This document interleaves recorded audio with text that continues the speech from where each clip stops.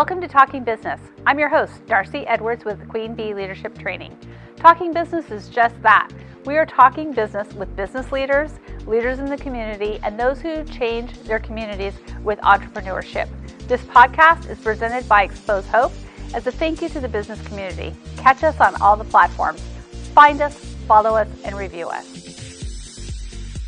Hi, I'm Betty Campbell, and we are here with Talking Business. And today, I am so excited to be able to fill in for Darcey Edwards and talk to Christy Jarski. Christy is the owner and operator of CJ Dean Designs, Decorating Den Interiors, and she has been in business for a little while now, and she wants to tell us a little bit about what she does. Hi, Christy. Thanks for coming. Good morning, Betty. Thank you for having me here. Oh, it's our pleasure, believe me. So, why did you start your company? What is your passion? How did you get a hold of this passion to make things look better? Yeah. So ever since high school, I have been in love with the fashion industry and interior design. And I always felt like it wasn't something I should go into. And after several years working in other careers, I realized that I was spending all of my free time doing interior design for myself and my friends. And so I started taking classes, and about 12 years ago, I made the decision that I was going to start a business. And I saved money and did research on schools and, trying to make that decision between interior design and fashion. And then I remembered a horrible tragedy in my junior year of college. My best friend and I decided to make all of our own clothes that year. And that was a huge mistake. Oh. And thinking back about that, I decided that fashion design was not the way to go because there is a lot of sewing involved in that. Yes, there is. So I started pursuing interior design and kept taking classes, working toward that goal of starting my own business. And during the pandemic, I decided that everything was just right for me to take that leap and go out on my own. So I became part of the Decorating Den Interiors franchise, and I went through professional design school with them. I completed that recently, a little over a year ago, and opened the business. At the same time, I also decided to move to this area. Oh, my.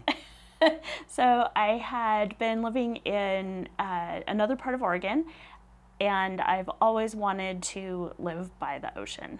So I decided that it was time to really push all my dreams forward at the same time. And I have some wonderful friends that encouraged me to live in Hillsboro. Great choice. Yep. So I started looking for a place to live here and moved last summer and opened my business here in October. Well, that's amazing. So a lot of people don't realize that fashion actually does encompass home fashion as well. Oh, absolutely. And so I love the way that you started with just fashion and then you worked your way down to an area that you knew you would be great at. Right. That's awesome. So say I want to find somebody to redo my office or redo my living room. What should I be looking for in a good designer? Because there are a lot of them out there. There are. So you really want to make the decision as to some of the things that might separate a designer from a decorator would be space planning and utilizing the full space. It's important to find someone that understands the principles of design and can incorporate those within the design that's created, and then also following through with all of the steps involved in implementation of a project.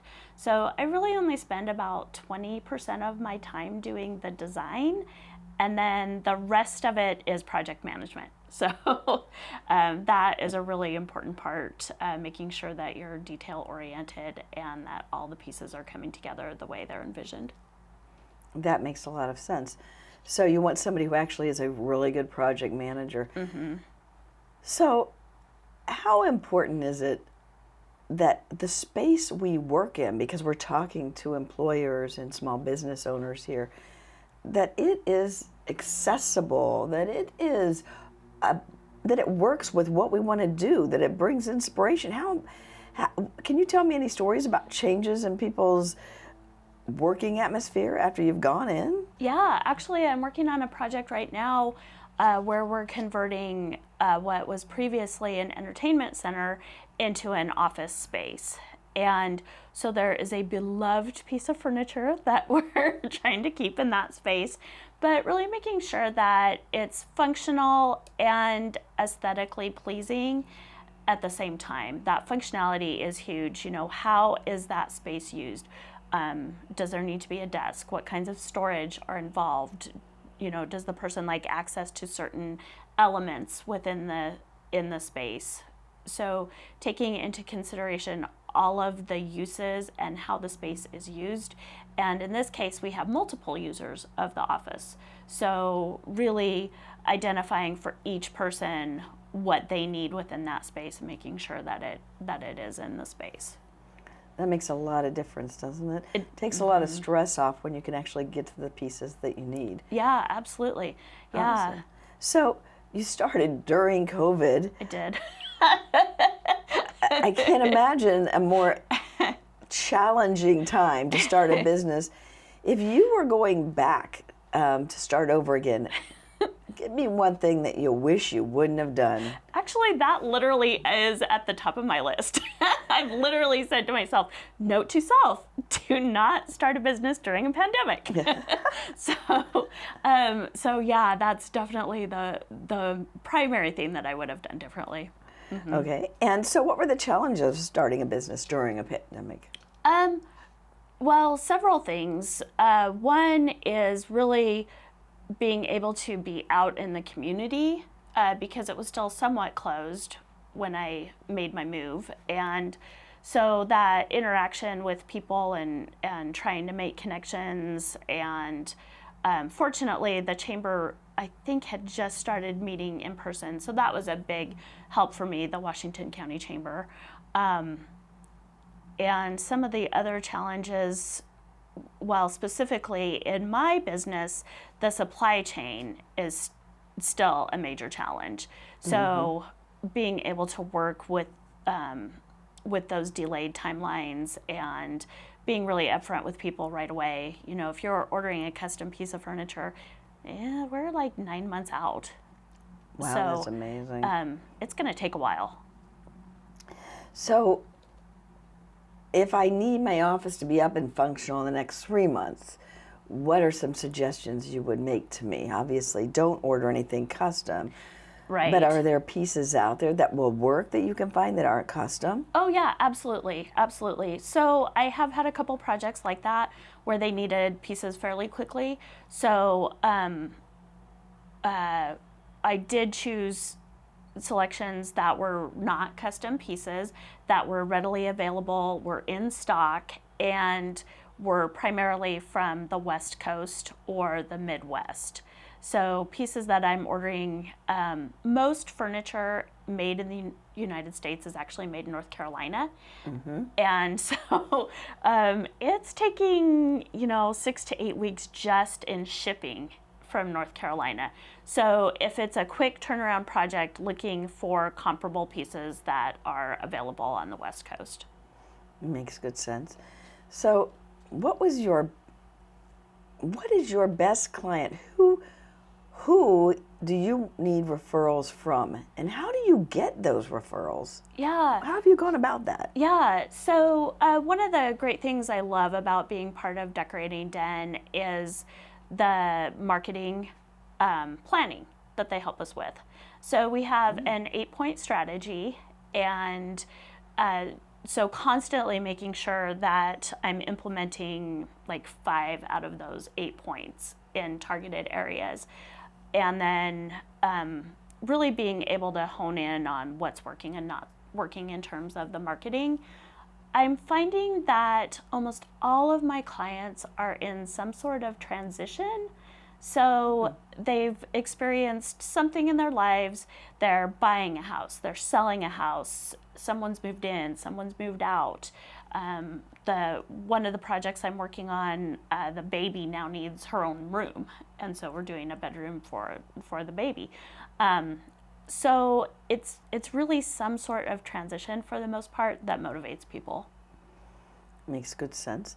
And so you're looking for those people in transition. So you talked about it being a franchise. A lot of people go back and forth. Should I do my own thing, or should I start should I just buy into a franchise? What have the good things and bad things about being in a franchise been for you? Yeah, so the good things, one great thing was the professional design school. I knew that I was really getting high quality education, and that was part of the purchase price of my franchise. So instead of paying for additional schooling, I was able to get that as part of the overall package that I bought into. That's great. And the other thing that I love about being part of a franchise, and this franchise in particular, is the networking and the camaraderie. We are an amazing group of nearly 300 people, and then there's decorators under all the designers. But anytime I have a question, I know who to call. I have people I can connect with, and I'm at the point now where I can offer some advice. So it's really exciting to be able to offer that mentoring as well as taking advantage of it. And that makes such a huge difference for me. Well, it does. Giving back is huge. So I know that you are very active in Chamber and other organizations.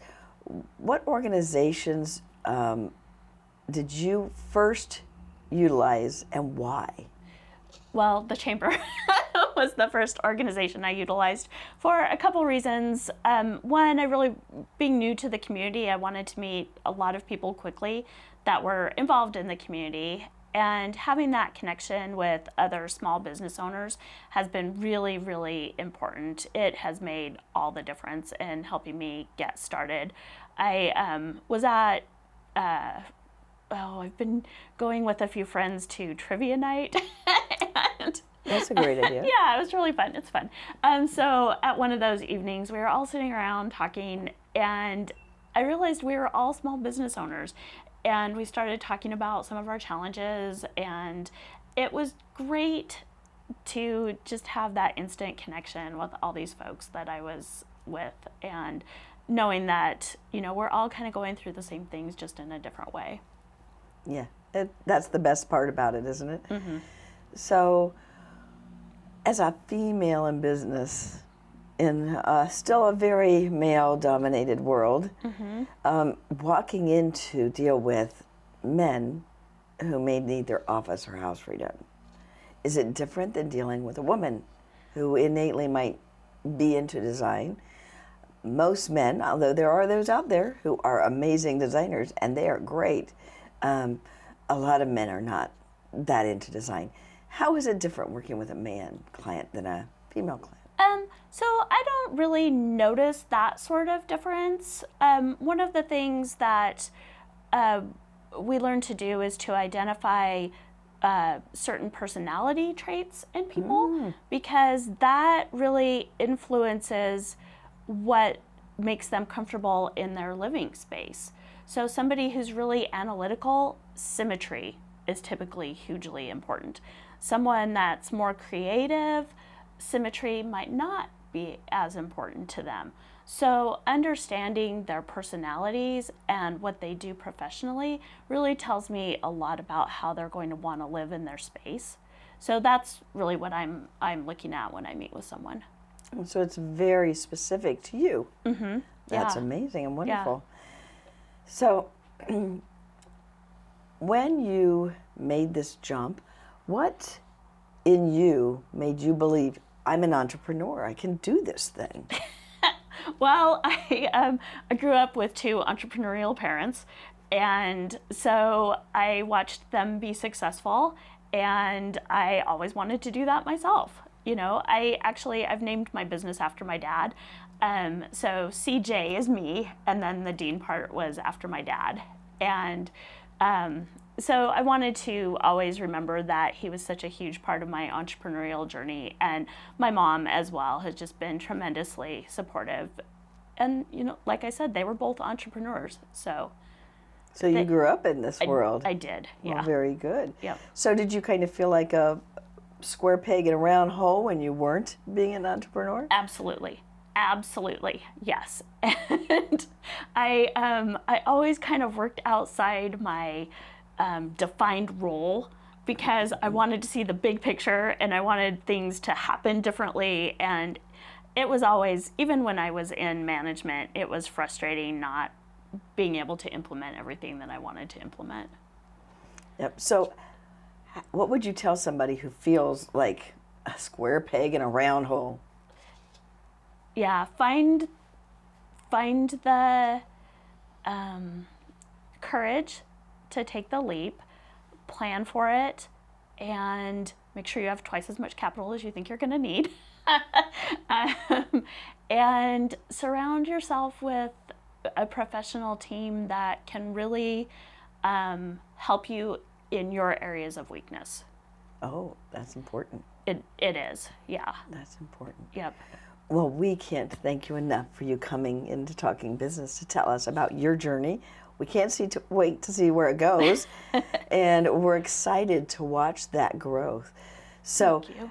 If you are looking for a great professional designer and someone who can actually decorate your space so that you can live in it, get in contact with CJ Dean Designs.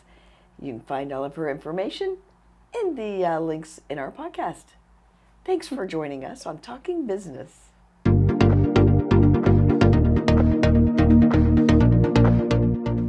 Your donations are always hard at work.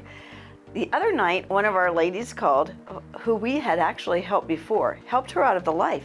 She had a customer in her business who was a domestic violence victim and came out of the life. We were able to hook that woman up with connections and resources to help her start a new life. Domestic violence victims are often given connections to domestic violence services, to grants and loans that will help with housing, and we provide housing and mentors. So, if you'd like to donate today, please go to www.xposehope.com/donate and donate today. Thank you for listening to Talking Business, brought to you by Xpose Hope. We can be found on all of your favorite podcast platforms, YouTube, iTunes, all of them. Also, be sure to like us, share us, and leave a comment. Who do you want to hear from? We want to know.